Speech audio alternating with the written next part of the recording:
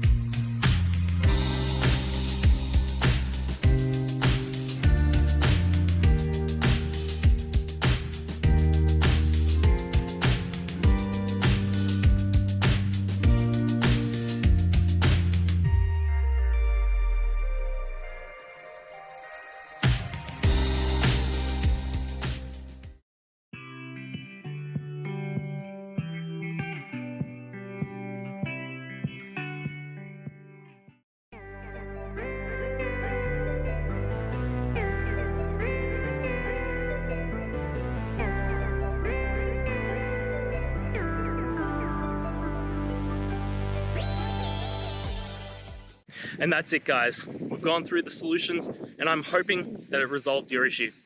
If it did, please hit the subscribe button. I'd really appreciate it. And until next time, I hope you have a good one. Cheers.